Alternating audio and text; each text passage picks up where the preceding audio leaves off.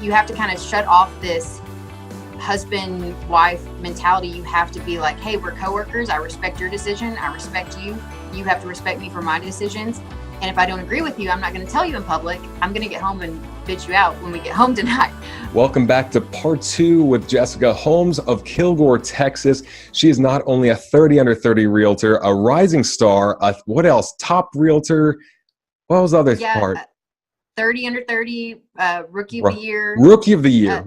Rookie of the year. Yep. Rookie. I see. I got to remember all the NBA and NFL terminology to remember everything you've been awarded with. She's also a mother and a wife of a fellow realtor who's with her in her office. So they're working together. They're creating this empire, and she's got to balance being a mom, a wife, and a successful realtor, broker, and businesswoman. Jessica, let's dive in. How in the world do you do all this?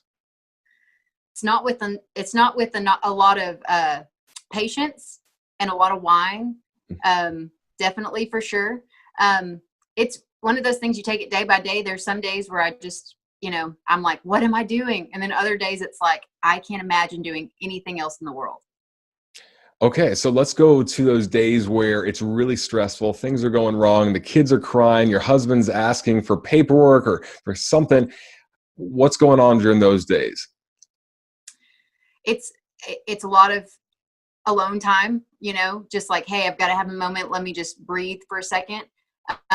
Most of the time our fights are about, we have a couple little fights. But for the most part, honestly, we started before either one of us in real estate. We were together. We pretty much grew up together. I've been with him since I was 19 for 10 years.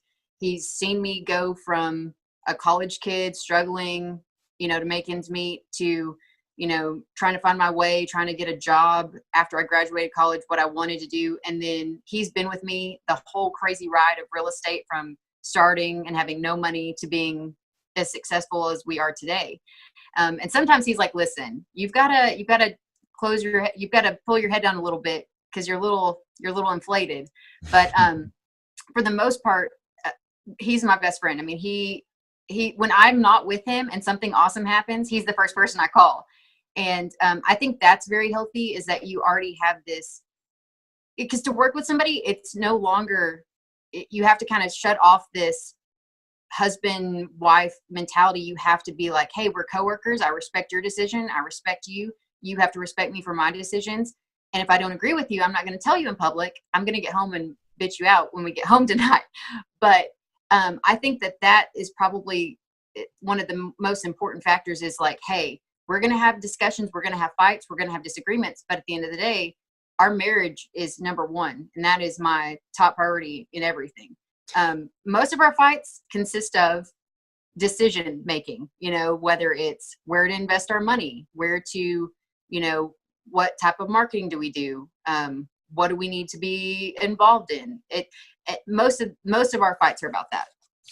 Well, it seems like it's impossible to completely separate your personal life and your business life when you can work from home, you can work from the office. It just naturally blends. Do you have any sort of rules or boundaries or ways to really separate it and to enjoy time together without work consuming your conversation or your thoughts? Well, and here's the thing too. We love what we do. I mean, I know he does, because he tells me this all the time. I think that this is what I was meant to do. For the longest time, before I found a job, not before I found a job, but when I was graduating and trying to figure out what I wanted to do, there was just so many things that was like, I'm not good at that. This is what I feel like I was born to do. With that, I don't know. It's, I'm still trying to learn how to unplug completely. We have made it a point to have a dedicated date night, whether it's once a week, once a month. We have a little one. We have a 2-month-old. Well, he'll be 3 months. He'll be 3 months next week. But right now, when we just had the one, it was easy to say, hey, Mama, Papa, hey, Mimi, Papa, hey, we're going to drop her off for the weekend. We'll see you on Sunday. And it was nice to get out of town. Not saying that we weren't working or trying to do something, but it's I think you just have to make that time for yourself and your spouse to kind of unplug. Even if it's not completely unplugged, it's you're meaning to unplug kind of thing. Okay. See, I think there's a couple things I derive from that, which is number one, if you're both passionate about it, you don't feel the need for breaks as much. If one partner, one person gets in and it's not their passion, it's more just because they thought it'd be a nice compliment to their partner, or because I thought my partner would appreciate it, but it's really not for me. I think that's when the breaks are more important, and then long-term health is at jeopardy. But if you love what you're doing and your husband loves what he's doing, then it's more just talking about a hobby that you're getting paid really well for and how you can maximize this fun hobby together. I mean, that's just my Absolutely. perspective of it. But I was a realtor and I hated it. And God, I mean, it would affect every aspect of life, because it's just, instead of being joyous about certain things, I'd be like, oh, why am I getting a call in the middle of a date? Why am I want to just forget about it, rather than I can't help but continue to talk about something I'm so passionate about. Now, when you Well, talk about, go ahead. and I have to tell you too, it's I have so many friends that are either in real estate or thinking about real estate. And I mean, I have a lot of friends in Longview, Tyler area, that they started off as, they started off in real estate, and their husband and them, either they worked together or they didn't work together. And one was kind of intimidated by the other, or didn't understand the real estate life where you are on call 24/7, and they either have gotten divorced or they're completely unhappy in their marriage. And even though I'm not an expert by any means on a successful marriage, we have been married for 7 years, together for 10. I think the thing that makes us work the best is that we understand that we are 24/7, that we are on, even if we are in the middle of a date, if we have to take a phone call, we have to take a phone call. It's nothing offensive. And I also think too, we both celebrate in each other's successes. When I got Rookie of the Year, he was over the moon excited for me. And then this last year, 2 years ago, he got Rookie of the Year for our association. So, I mean, it's not saying that it's one of those, you have to enjoy in the successes. It can't be one or the other. It has to be like, hey, we're both in this together. When you get an awesome accolade, awesome, way to go, make it awesome about you, and then and hopefully in return do the same for you. Right. It's not a competition between you two, or if it is, it's a healthy competition. Like, oh, I'm so Absolutely. proud of you. Guess what? I'm going to close that deal next week, rather than I despise and I resent her for doing well, or she's getting all the praise and acknowledgments. I think there's a point where, especially in a marriage, the egos have got to go out the door. Both egos have got to go out the door. And it really is a partnership where you better be boosting the other person up, and vice versa, for not only a healthy business, but a healthy marriage. So let's talk a bit about the kids, though, because that's they're way less understanding than your partner. So what's it Yes. like being a mother of two young kids? And is it 2 or 3 now? You said 2? It's 2. 2. Okay, for now. So 2 young kids. For now, no more, no Yeah. more. Okay. Yeah. So what's that like? What kind of challenges has that presented? And then how have you overcome those challenges to keep the business rolling? So right now, our biggest challenge is our newborn. We have a 3-month-old, and I can honestly say I would not be where I'm at and able to do what I'm able to do without the help of my family. My in-laws and my parents, they fight over who gets to keep the kids. And it's really awesome to be able to have those free babysitters. But it's not really a babysitter, because they honestly enjoy the time with those kids. I know that as they get older, it's going to be more difficult to explain to them, hey, mommy and daddy have to go, we'll be back. My daughter, actually, the other day we were playing mom and daughter, but I was the daughter and she was the mom. And she was like, hey, I'll be back, honey. I'll drop you off. I've got to go write some contracts. For a 3.5-year-old saying that, it was kind of exciting, because I was like, she understands what I do. But at the same time, it was almost kind of disheartening, because I was like, is that all she thinks of me? Is that I'm going to go and write contracts or whatever? But I think as they get older, they'll be they'll be a little bit more able to go with me and see what I do too. Right now they can't because they don't, the little one especially. I probably could just load him up and take him with me, but he actually did when he was 2 weeks old. It was 2 weeks. Yeah, he was 2 weeks old. He went to his first closing with me. Wow. The buyers were with me the whole time. They actually started looking at houses before I got pregnant, and then I got pregnant, and they were like, please bring him to the closing. Please bring him. And so he Oh, was being passed around between the buyers and the closing agents. So that's awesome. yeah.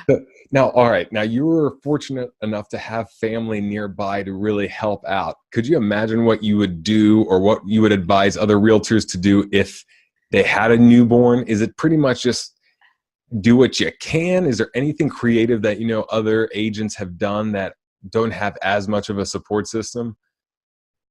Well, with us, I mean, I was working the day I had him, and I worked, I mean, pretty much the entire time we were in the hospital, we were working. And then, I mean, I wasn't leaving or anything, but I was answering phone calls and emails.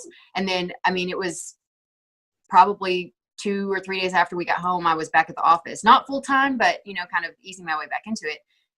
And the reason why we were able to do that is because of the family members that we have. We actually tried to bring him up to the office and juggle him back and forth between me and him for a little bit, and it didn't work out because screaming kids.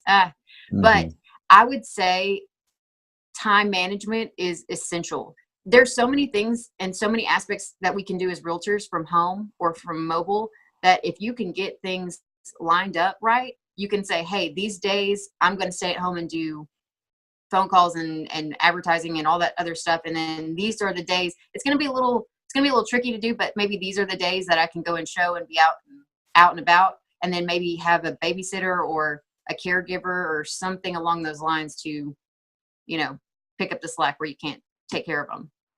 Yeah, I was going to say, I mean, if you're a realtor and I know a lot of realtors get partners, not necessarily spouses, but have partnerships. And that might be a good time just to refer business to other realtors, or see if you can Absolutely. get a partner to really take that extra business, or to work with you, split listings, do things where obviously you got to take care of your kids, you got to take care of your family. That's first priority, but it doesn't necessarily mean you have to shut down your business altogether. You can outsource what you can, and make sure that you still have 20 hours a week or whatever you feel is necessary to keep the relationships going and keep the pipeline full of new clients for when you can dedicate more time. So, Jessica, any final words of wisdom for realtors that either they're single parents or they're parents of newborns, or they're looking to get in with their spouse? So I would suggest any words of advice I have are just know that there's going to be times where you're super frustrated and you wish that you could be home with your kids. It was last Thursday. I was like, hey, I don't have anything on my calendar. I'm going to go pick up my kids. I'm going to go home and have some time. Well, wouldn't you know, we got a contract accepted on a listing I had, and had to, meet the buyer or meet the sellers and do all that stuff. And I didn't get to get home until 8 o'clock that night. I would say for sure, make sure that I think it's more quality time than quantity. I don't think you have to spend all day, every day with your kids. If you can, if you can, that's great. But if you can, when you do spend time with your kids, unplug.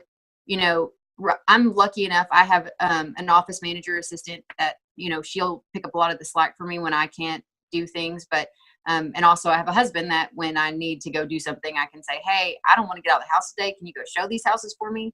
And he's happy to do it because that's what he loves to do.